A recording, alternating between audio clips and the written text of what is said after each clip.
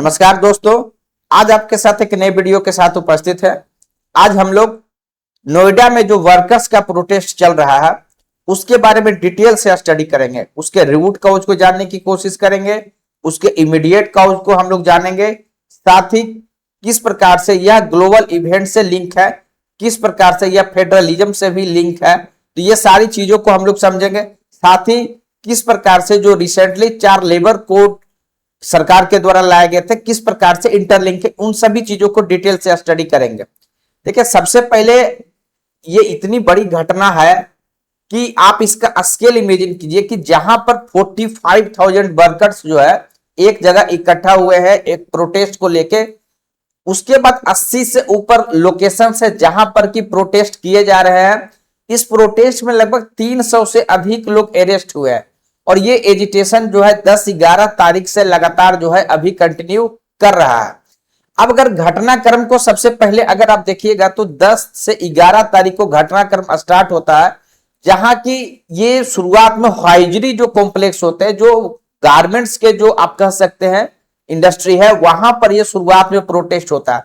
जब कभी भी प्रोटेस्ट होता है स्पेशली वर्कर्स का, तो आप इमेजिन कर सकते हैं कुछ आप कह सकते हैं लॉन्ग स्टैंडिंग रीजन्स आपके दिमाग में आ जाएंगे। जैसे उनका कंसर्न वेज हो सकता है, उनका कंसर्न एरियर हो सकता है, उनका कंसर्न हॉलीडे को लेके हो सकता है। तो ये परमानेंट जो लॉन्ग स्टैंडिंग इशू है वह तो रहते ही है, लेकिन रिसेंट में सर्टेन जो है इशू हुआ जिसने कि हरियाणा ने अपने वर्कर्स का वेतनमान बढ़ा दिया। वहां जो 13,000 से बढ़ा के 19,000 कर दिया। इसको लेके इस जो लॉन्ग स्टैंडिंग कह सकते हैं जो चीजें दबी हुई रहती है उसको मोर एक्सप्लिसिट तरीके से अभी वो निकल के आया। यूपी गवर्नमेंट ने ऑल्दो तुरंत इसको आप कह सकते हैं कि प्रयास किया कि जो है प्रोटेस्ट को तुरंत जो है इसको सॉर्ट आउट किया जाए और सरकार के द्वारा वेरियस तरीके के आप कह सकते हैं इनिशिएटिव लिए गए, जिसमें प्रोमिस किया गया कि जो उनका डबल ओवर टाइम है, यानी कि जो ओवर टाइम के समय जो है उनको वेतन दुगना दिया जाएगा, वीकली ऑफ दिया जाएगा। तो सर्टेन प्रोमिस किए गए, लेकिन प्रोटेस्ट यहां पर जो है नहीं रुका और समय 13 अप्रैल को पुनः जो है प्रोटेस्ट और बढ़ गया। फिर एनएच जो है उसको ब्लॉक कर दिया गया। 14 अप्रैल को यह हुआ कि जहां की सरकार के द्वारा जो है 21% वेतन हाइक का भी प्रोमिस किया गया, उसके बावजूद भी प्रोटेस्ट नहीं समाप्त हुआ। इसी बीच में पुलिस इंक्वायरी में यह भी निकल के आया कि वेरियस तरीके के आप कह सकते हैं कि फेक अकाउंट्स बना के चीजों को एग्रावेट करके चीजों को इवॉल्व किया गया। तो वो एक जांच का विषय है जिस पर चल रहा है, पर हम लोग स्टडी के ख्याल से अपने आप को सीमित रखेंगे उसके रूट कॉज जानने का, और ताकि हम लोग एग्जाम पॉइंट ऑफ व्यू से इस टॉपिक को स्टडी कर सके। अब इसको ऐसे इमेजिन कीजिए कि सपोज कीजिए कि मैकडोनाल्ड का एक आप कह सकते हैं कंपनी है। अगर आप नोएडा और देखिएगा हरियाणा बॉर्डरिंग रीजन है, आप बहुत नजदीक में दोनों का क्षेत्र है, जहां एक तरफ जो है आपका जब 6,000 का इंक्रीज हुआ तो हरियाणा साइड में जो वर्कर्स है उनको अगर 19,000 मिलेगा, और उत्तर प्रदेश में जो काम कर रहे हैं यानी नोएडा में काम कर रहे होंगे same skill work same time वो अपने जॉब का दे रहे होंगे, तो ऐसे समय में आप कह सकते हैं डिसकंटेंटमेंट होना लॉजिकल था, और वो डिसकंटेंटमेंट जो है यहां पर देखने को भी मिला।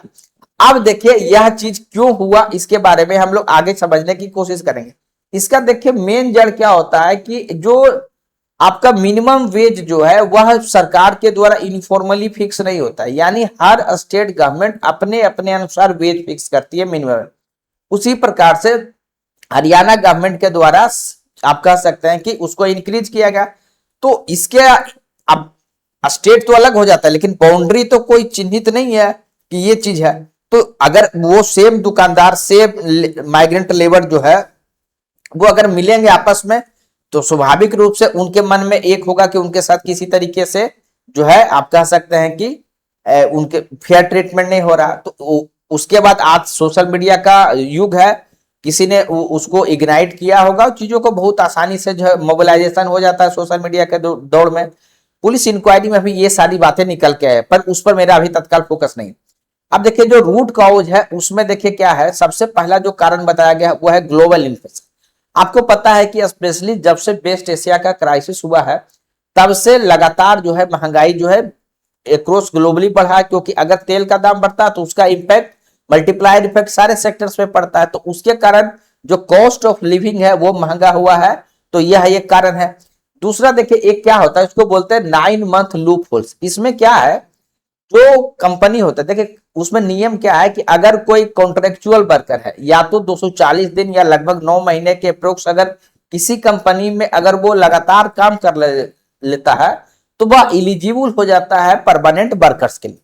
इसका जो है वेरियस कंपनीज के द्वारा क्या होता है ना, मिसयूज किया जाता है, लूपहोल्स किया जाता है। कैसे वो क्या करते हैं, एक दूसरे इंटरमीडिएरी जो है आप कह सकते हैं जो वर्कर सप्लाई करता है उनसे वो कॉन्ट्रैक्ट करती है, और वो क्या करते हैं कि किसी भी जो वर्कर्स होता है उनको वो हायर करते हैं, यानी 8 महीना से कम कर लेंगे, 7 महीने का कॉन्ट्रैक्ट कर लेंगे, 6 महीने का कर लेंगे, ताकि वह जो है इलिजिबल नहीं हो पाए परमानेंट के लिए। क्योंकि जब परमानेंट एम्प्लॉय होगा तो उसको जो कंपनी है उसको जो अदर बेनिफिट्स होते हैं, जैसे कि पीपीएफ का लाभ है, पीएफ का लाभ है, सोशल सिक्योरिटी के जो अदर बेनिफिट्स हैं वो देने पड़ेंगे।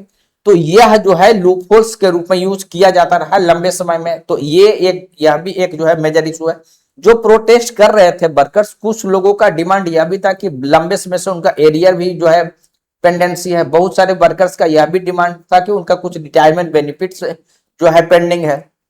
तो ये समेकित रूप से एक जो है उसमें कारण जो है उसमें रहा।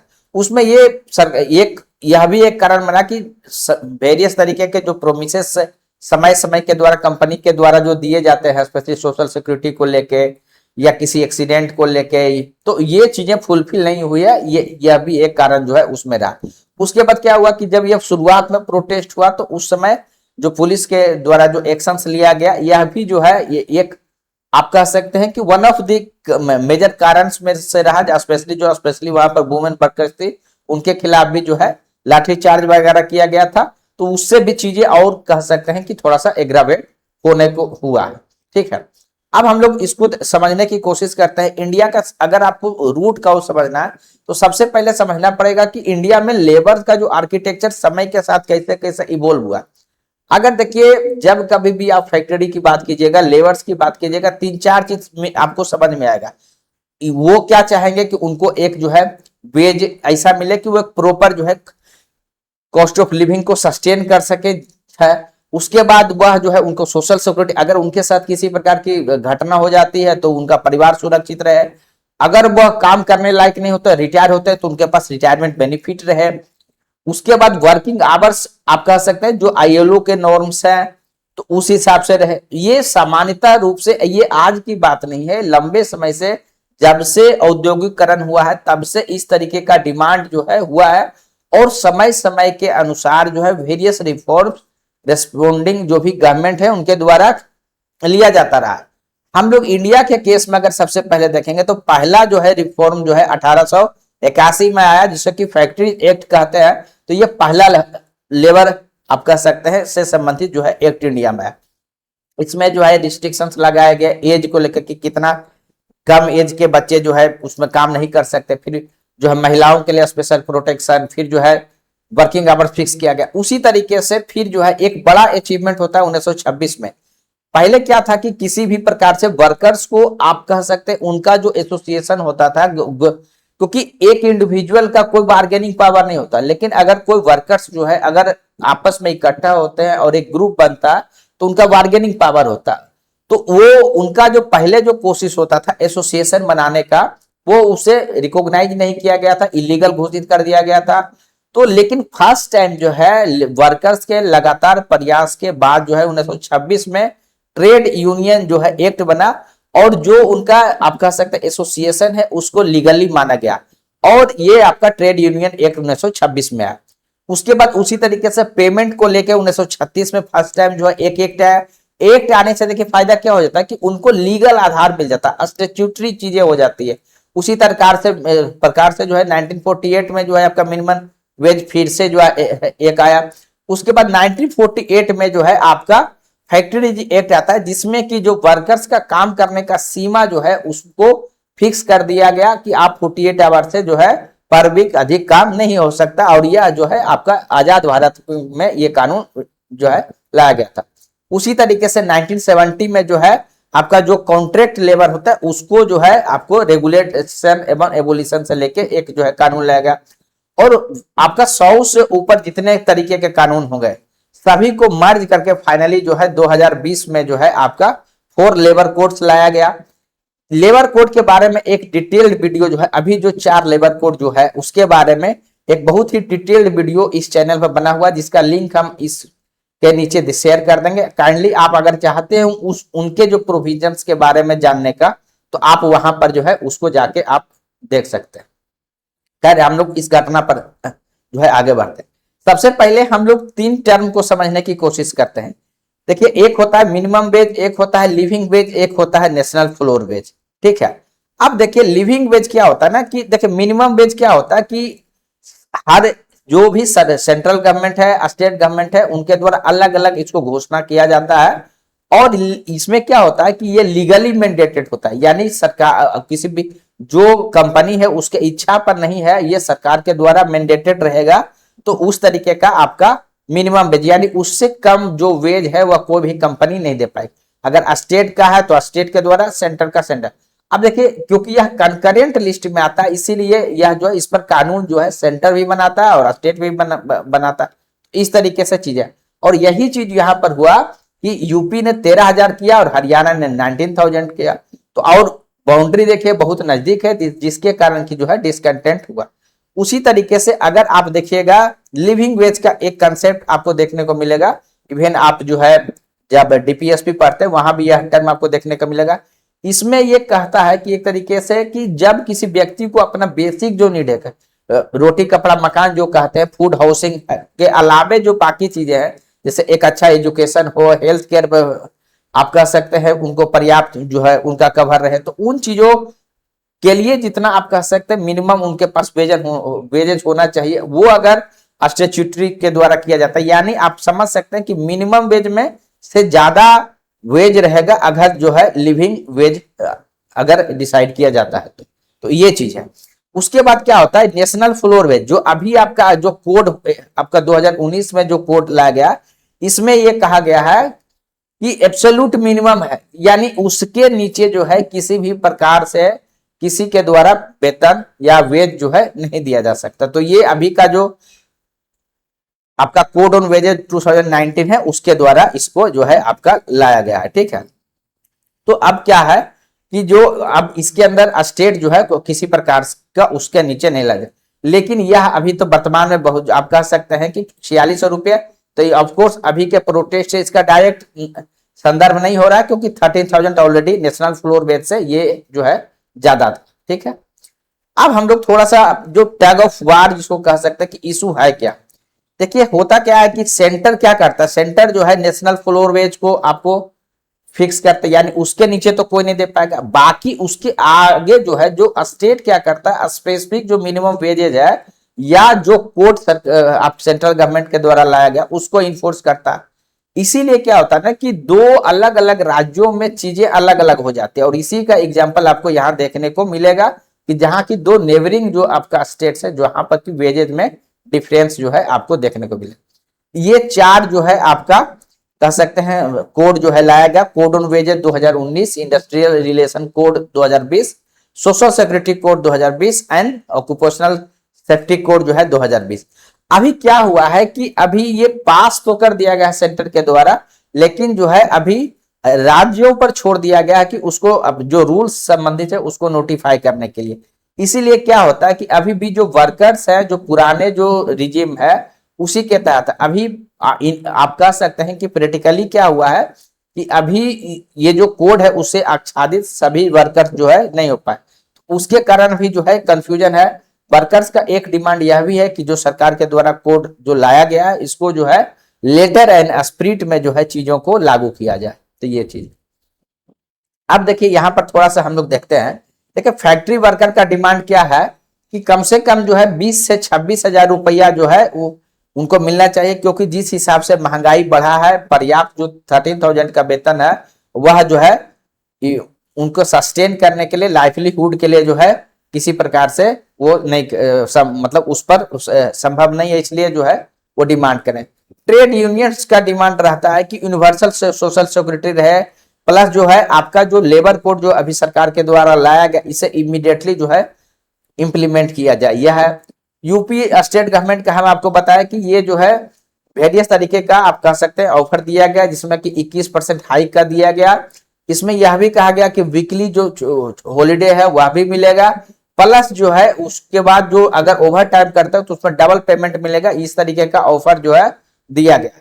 अभी सेंट्रल गवर्नमेंट का क्या कंसर्न है कि सेंट्रल गवर्नमेंट क्या है कि स्ट्रक्चरल रिफॉर्म तो सेंट्रल गवर्नमेंट के द्वारा जो है ये किया गया है, लेकिन आप कह सकते हैं कि क्योंकि अगर ईज ऑफ डूइंग बिजनेस करना है तो इस तरीके से कोड लाया गया है जिसमें दोनों का हित रखा गया है, इंडस्ट्री का भी और प्लस जो वर्कर्स का भी। तो उसके कुछ पॉलिटिकल कॉस्ट ना हो इसके लिए आप कह सकते हैं इंप्लीमेंटेशन का पेस और जितना होना चाहिए उससे कम है, यह जो है आपका जो ऑथर है उनके द्वारा इस बात को कहा गया है। उसी तरीके से जो देखिए फैक्ट्री ओनर्स की बात अगर कहिएगा तो उनका कंसर्न ये रहता है कि अगर हम लोग हर जगह देखिए बिजनेस जो ग्रुप्स उनका भी आपस में जो है कंपटीशन होता है, उनका यह तर्क रहता है कि अगर वेज को अगर बढ़ाया जाएगा तो यूपी यानी कि नोएडा, नोएडा आपको पता है कि पूरे एशिया का सबसे बड़ा जो है आप कह सकते हैं प्लांट तरीके से अगर इंडस्ट्रियल एरिया अगर सेटल कराया गया तो वो नोएडा। तो वो कहता है कि इसका जो एडवांटेज है वह लूज हो जाएगा और जो कम्पिटिटिव आप कह सकते हैं जो रीजन्स है वह एक्सिट करेंगे। इसके कारण से यूपी आप कह सकते हैं वाइबल नहीं रहेगा और फिर जो है इससे जॉब लॉस भी होगा और जो कंपनी है वह धीरे धीरे ऑटोमेशन के तरफ ही मूव करेगी। तो ये जो है वो फैक्ट्री ओनर्स का अपना जो है आर्गुमेंट होता है। तो इसमें देखिएगा दो तरीके का कंसर्न होगा, एक तरफ जहां जो है वेलफेयर एंड सर्वाइवल का मैटर है, वहीं दूसरी तरफ कम इंडस्ट्री का जो है जो कम्पिटिटिवनेस होता है उसका है। यानी कि एक कंपनी दूसरे कंपनी से जो है आपको कंपीट करना, तो हर कंपनी यह चाहती है कि उसके प्रोडक्शन कॉस्ट जो है कम से कम रहे और ताकि जो है उनका बेनिफिट जो है प्रॉफिट जो है अधिक रहे, ताकि वो जो उनके कम्पिटिटिव जो कंपनियां हैं उनसे वो कह सकते हैं मार्केट में कंपीट कर पाएगी। तो ये इशू है यहाँ पर।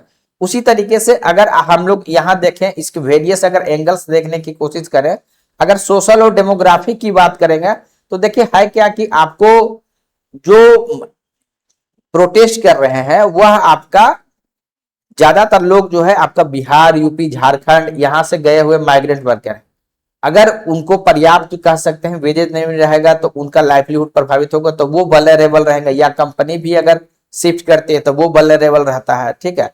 उसके बाद अभी क्या हुआ कि कोड में जो भी सरकार के द्वारा लाया गया था उसमें 8 आवर्स का प्रावधान किया गया, जबकि बहुत कंपनी के द्वारा जो है अभी भी 12 घंटा जो है काम कराया जा रहा है, जो कि स्पष्ट रूप से जो आप कह सकते हैं बेसिक जो नॉर्म्स है उसका वायलेशन है। तो ये यहाँ पर है। दूसरा देखिए टेक्नोलॉजिकल जो क्या चीज है, अब देखिए एक चीज क्या होता है कि जिस प्रकार से समय की कह सकते हैं ऑटोमेशन के तरफ बढ़ा है, टेक्नोलॉजिकल हुआ है, तो आप जो आप कह सकते हैं ड्रोन के द्वारा सर्विलांस किया जा रहा है। इवन अभी प्रोटेस्ट के दौरान आपको देखने को मिलेगा कि ड्रोन के द्वारा सर्विलांस किया जा रहा है। तो ये उसमें ये है, प्लस जो है जब काम करता है तो वहां पर भी जो है आप कह सकते हैं इफिशियंसी को बढ़ाने के लिए सर्विलांस के रूप में जो है ड्रोन सर्विलांस का किया गया। तो यहाँ पर एक इशू है कि drone surveillance versus civil liberty का एक मैटर जो है उसमें है कि किस प्रकार से जो है ऑटोमेशन धीरे धीरे ह्यूमन लेबर को जो है रिप्लेस करते जा रहा है। इंटरनेशनल रिलेशन जैसा कि चर्चा किया कि ईरान में किस प्रकार से जो वार के कारण जो है महंगाई, फ्यूल प्राइसेस बढ़ेंगे और बाकी जो मल्टीप्लायर इफेक्ट्स है वो सभी चीजें पर रहेगा उसमें। तो ये चीज है। अगर हम लोग गवर्नेंस की बात करिएगा तो जहां पर हम लोग चर्चा किए कि कंकरेंट लिस्ट में है और उसके कारण स्टेट और जो आपका सेंटर है वहां पर कंफ्यूजन है। सेंटर के द्वारा आप कह सकते हैं कि minimum national floor wage announce किया जाता है, जबकि मिनिमम वेज जो है फिर स्टेट के द्वारा, और हर स्टेट अलग अलग तरीके से करता है वहां पर। प्लस अगर आप जो स्टेक होल्डर की बात कीजिएगा, इंडस्ट्री का फोकस रहेगा कि उनका प्रॉफिट अधिक रहे, तो वहां पर क्या है कि वो वेजेस बढ़ाना नहीं चाहेंगे। उनका तर्क रहेगा कि उनके जो दूसरे कंपटीटर हैं वो आगे निकल जाएंगे। तो ये चीज है। प्लस जो है एक तरफ उन वर्कर्स है जिनके भी जो है वेलफेयर उतना ही जरूरी होता है वेलफेयर स्टेट में। तो यह कॉन्फ्लिक्ट यहाँ पर है। उसी तरीके से क्या होता है कि अगर देखिए इकोनॉमिक अगर एंगल की बात कीजिएगा, अगर कोई भी कंपनी है जो यह तर्क देती है कि कॉम्पिटिटिवनेस का, तो वहां पर यह तर्क दिया जाता है या वो मैटर है कि अगर वर्कर्स के पास जो है अगर कह सकते हैं कि उनके पास अगर वेजेस पर्याप्त नहीं रहेंगे तो वो क्या करेंगे कि वो परचेज परचेज कम करेंगे मार्केट में, यानी कि डिमांड कम होगा मार्केट में। क्योंकि हो सकता है कि शॉर्ट समय में कंपनी को शॉर्ट टर्म मार्जिन अधिक दिखे, लेकिन जो जिस भी चीज का प्रोडक्शन हो रहा है, मान लिया कि जैसे नोएडा का देखिएगा तो वहां पर 3-4 चीज का ज्यादा फैक्ट्री है, जैसे कि मान के चलिएगा कि वहां सैमसंग की कंपनी है, एचसीएल की कंपनी है, गारमेंट्स का कंपनी है। तो अगर मान लीजिए लोग क्या करेंगे कि अगर अच्छे में है तो 2 कपड़ा अगर खरीद सकते थे तो वो कम कर देंगे, ये कपड़ा खरीदेंगे। तो उसके कारण क्या है कि अगर एक बड़ा आप कह सकते हैं इंडिया अगर मार्केट है, उसमें से वन ऑफ द मेजर हिस्सा अगर आप देखिएगा तो आप कह सकते हैं कि जिनकी आपका सारे व्हाइट कलर जॉब तो नहीं है, एक मेजर पॉपुलेशन जो है आप कह सकते हैं कि माइग्रेंट वर्कर्स का भी है, या जो है अनऑर्गेनाइज सेक्टर का भी है, या इवन ऑर्गेनाइज सेक्टर में भी जो कॉन्ट्रेक्चुअल लेबर्स है उनकी है। तो ये ओवरऑल क्या होगा ना, इससे आप कह सकते हैं कि डिमांड को भी प्रभावित कर सकता है लॉन्ग रन में। तो ये सारा एंगल आपको देखने को मिलेगा। अगर हम लोग थोड़ा सा संविधान की बात करें, देखिए आर्टिकल 23 की अगर बात कीजिएगा तो कंप्लीटली जो है आपका फोर्स लेबर को जो है प्रोहिबिट करता है, और कह सकते हैं कि जो कोर्सिव एक्सप्लॉयटेशन है उसको प्रोहिबिट करता है। उसी तरीके से अगर आप आर्टिकल 43 की बात कीजिएगा तो जहां पर कि लिविंग वेज का जो है प्लस जो है जो जहां पर भी वर्कर्स काम करते हैं वह जो है डिसेंट तरीके से काम करें, उनके लिए कंडीशन डिसेंट हो, इसका प्रावधान आर्टिकल 43 में किया गया है। उसी तरीके से अगर आप आर्टिकल 19(1) का सी देखिएगा तो यहां पर जो ट्रेड यूनियंस होते हैं उनको जो है राइट्स दिया गया है, उनका फंडामेंटल राइट्स है कि किसी भी प्रकार का जो है वो यूनियन एसोसिएशन जो है फॉर्म कर सकते हैं। ऑल्दो उनका स्ट्राइक करने का जो अधिकार है वो फंडामेंटल नहीं है, लेकिन वह ग्रुप बनाने का उनका जो है अधिकार जो है उस तरीके से है। तो ये चीज जो है आपका यहाँ पर है। तो यहाँ पर जो है ये 2 मैटर जो है आप खुद से इस पर कमेंट करके बताइएगा कि जहां एक तरफ स्टेट के द्वारा जो है टीयर गैस या जो मार्च प्रोटेस्ट जो है 300 लोगों को जो है अरेस्ट किया गया, वहीं दूसरी तरफ जो है सरकार का ड्यूटी है लिविंग वेज को इंश्योर कराना। तो इन दोनों के बीच जो है जो कॉन्फ्लिक्ट है, जो इशू है, उस पर आप अपना विचार जो है कमेंट बॉक्स में दीजिए। हम लोग उसके आगे थोड़ा सा देखते हैं कि अगर हम लोग देखते हैं इसके रिपल इफेक्ट क्या हो सकता है। अगर हम लोग शॉर्ट टर्म की बात करेंगे तो अगर कंपनी आप कह सकते हैं अगर वर्कर्स स्ट्राइक पर रहेंगे तो प्रोडक्शन कम होगा, तो पूरा सप्लाई चेन स्पेशली जो गारमेंट सेक्टर है, हुआइजरी सेक्टर है, वहां पर आपका जो है प्रभावित होगा। जहां पर अब प्रोटेस्ट हो रहा है जैसे एनएच है या कहीं अन्य जगह पर हो रहा है या मार्केट्स है, तो वहां पर आप कह सकते हैं कि ट्रैफिक का इशू हो सकता है, लॉ एंड ऑर्डर का इशू हो सकता है। उसके बाद क्या हो सकता है कि अगर जो नोएडा में जो बड़ी कंपनी है, जो मान लीजिए सपोज किया जाए कि प्लान कर रहे हैं कि हम वहां जाके इन्वेस्ट करेंगे, उनके मन में एंग्जाइटी भी आएगा, उनके मन में भी यह डाउट रहेगा कि ये आगे जाके हो सकता है कि एज ए इंडस्ट्रियल हब अब लगता है इसका समय जो है अब पूरा हो रहा है, तो इस तरीके की बात भी जो है आ सकती है। तो यानी इन्वेस्टर का कॉन्फिडेंस भी जो है वहां पर कम हो सकता है, इस तरीके की बात आपको देखने को मिल सकता है। अगर लॉन्ग टर्म की बात अगर हम लोग करें तो क्या हो सकता है, पॉजिटिव में अगर देखिएगा तो जिस तरीके से डिमांड किया जा रहा है लेबर कोड का, तो लेबर कोड सरकार के द्वारा जो है आपका नोटिफाई किया गया, तो उसको फुल फ्लेज जो है फुल लेटर एंड स्पिरिट जो है हो सकता है कि इसके पॉजिटिव जो है इंपैक्ट के रूप में देखे जा सकते हैं। उसके बाद क्या होगा कि इससे क्या होगा, अगर लेबर्स का जो है वेजेज इंक्रीज हो सकता है, डोमेस्टिक डिमांड बढ़ सकता है। अगर वेजेज अच्छा होगा तो वो आप कह सकते हैं, साथ ही जो वर्किंग कंडीशन अगर अच्छा होता है तो उससे स्पेशली वुमेन का कंडीशन बढ़िया होगा। अगर सेविंग अधिक होता है तो लोग का इन्वेस्टमेंट जो है एजुकेशन और हेल्थ में हो सकता है, जिसके आप कह सकते हैं कि डेमोग्राफिक डिविडेंड में आपको एडवांटेज मिल सकता है, या जो बच्चे होंगे उनके कोग्निटिव एबिलिटी जो है बेहतर होंगे। उससे क्या होगा, इंडिया का जो आप कह सकते हैं ह्यूमन जो अब रिसोर्स है वो बेहतर होगा। तो ये सारे एडवांटेज जो है लॉन्ग टर्म में आपका पॉजिटिव में हो सकता है। निगेटिव में क्या है, निगेटिव में क्या है कि अब देखिए जो भी इंडस्ट्री है जो नोएडा में भी है, मान ले यहाँ वेजेस का अगर इशू रहेगा तो वो क्या कर सकते हैं, तो है कि लोकेट कर सकते हैं ऐसे जगह पर जहां की सस्ते में अभी भी जो चीप लेबर जो है अवेलेबल हो सकते हैं। बिहार है, झारखंड है, तो हो सकता है कि कंपनी वहां पर शिफ्ट करे। उसके बाद साथ ही या कंपनी या तो दूसरा रास्ता ले सकती है ऑटोमेशन का, जहां की जो ह्यूमंस जो अभी काम कर रहे हैं उनका काम जो है रोबोट के द्वारा कराया जाना लगे। चाइना वगैरह में देखिएगा, ये अनडेवलप कंट्री में देखिएगा तो यह ट्रेंड आपको यह ट्रेंड बहुत तेजी से उभर रहा है। तो दो आप कह सकते हैं चैलेंजेस आज के समय में बहुत प्रमुखता से निकल के आ रहे हैं। जो व्हाइट कॉलर जॉब है उनके लिए एआई, और प्लस जो आप कह सकते हैं ब्लू कॉलर जॉब है, वहां पर जो है आपको जिस प्रकार से रोबोट जो है अपना स्प्रेड हो रहा है या ऑटोमेशन हो रहा है चीजों का, तो यह जो है एक चैलेंज यहाँ पर है। दूसरा क्या है कि अगर वर्कर्स को अगर वहां एडवांटेज नहीं लगेगा, अगर वो मिनिमम कॉस्ट, अगर वो उनको कॉस्ट ऑफ लिविंग अगर वो सस्टेन नहीं कर पाएंगे, तो वो क्या करेंगे, फाइनली अपना जो जो जहां से आएंगे, बिहार झारखंड या अन्य स्टेट जहां से होंगे, वो वहां जाएंगे। उससे क्या होगा कि अनएम्प्लॉयमेंट जो है और बढ़ेगा। तो ये सारी चीजें जो है निगेटिव इंपैक्ट के रूप में जो है देख सकते हैं। हालांकि सरकार के द्वारा देखिए अभी जो है बहुत तरीके के जो है स्टेप्स जो है लिए गए हैं। जैसे ई श्रम पोर्टल है, इसमें सारे को जो है रजिस्ट्रेशन जो है किया जाना है, जितना भी अनऑर्गेनाइज सेक्टर के हैं। अभी 30 करोड़ से ऊपर जो है आपका डाटाबेस चला गया। इसमें रजिस्ट्रेशन से बेनिफिट्स होते हैं सरकार के द्वारा वेरियस तरीके के, आप कह सकते हैं वर्कर से जो भी उनके सोशल सिक्योरिटी से के जो बेनिफिट्स होते हैं वो रजिस्ट्रेशन के उपरांत जो है उनको अवेल कर पाते हैं।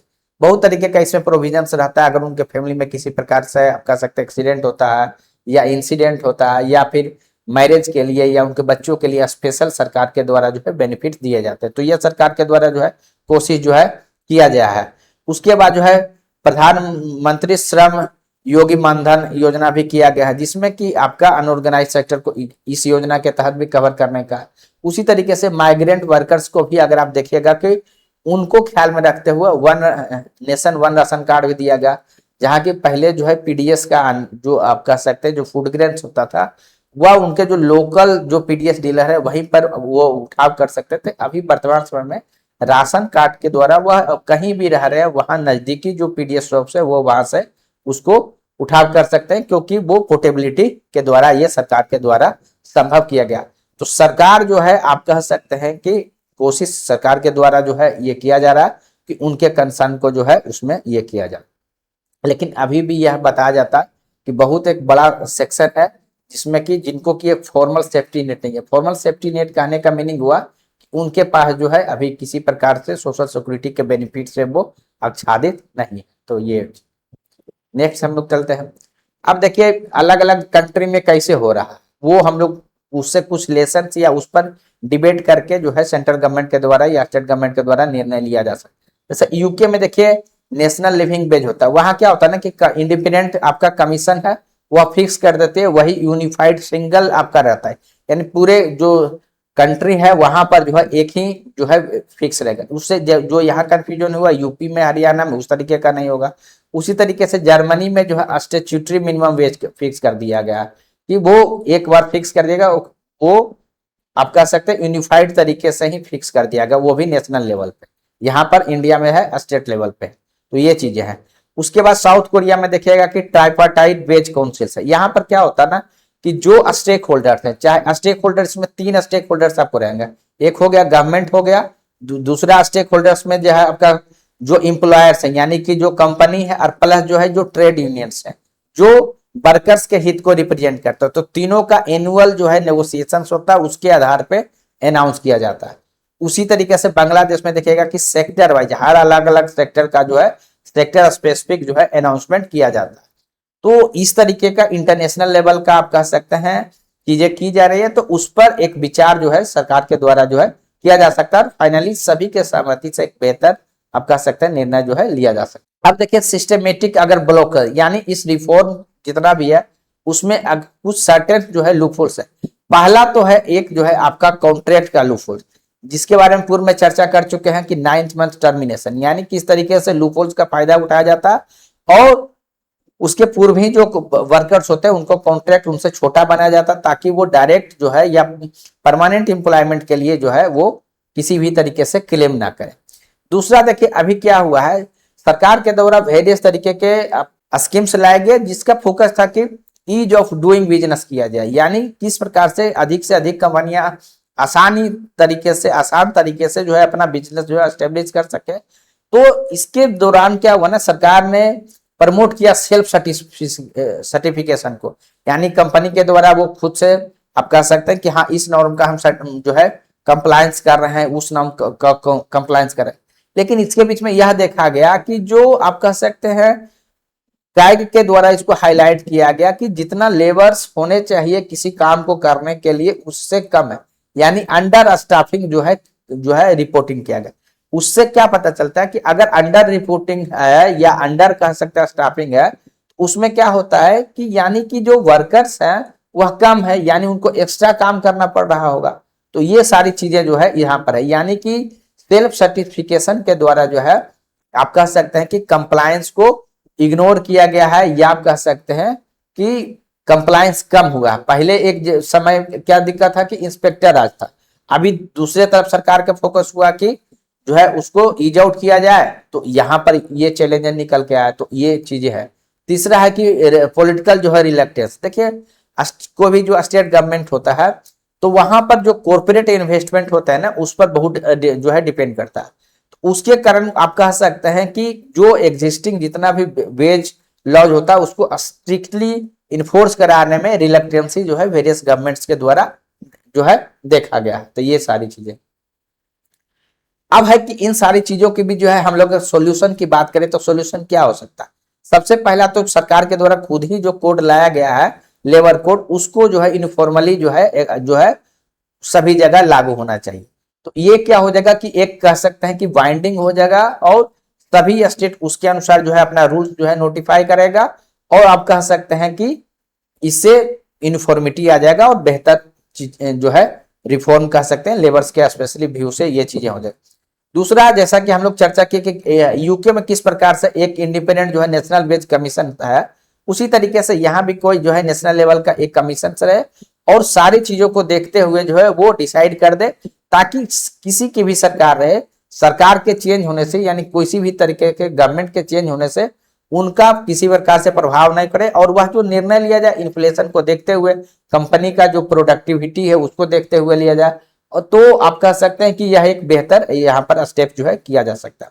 तीसरा जहां पर हम लोगों को यह निकल के आया, एक तरफ क्या क्या चैलेंज था कि पहले क्या होता था कि अगर किसी व्यक्ति को इंस्पेक्टर के द्वारा भेजा जाता था तो वहां पर जो है वेरियस तरीके के शिकायत आते थे कि वहां पर करप्शन के शिकायत आते थे, कोई भी प्रोजेक्ट डिले का शिकायत आता था।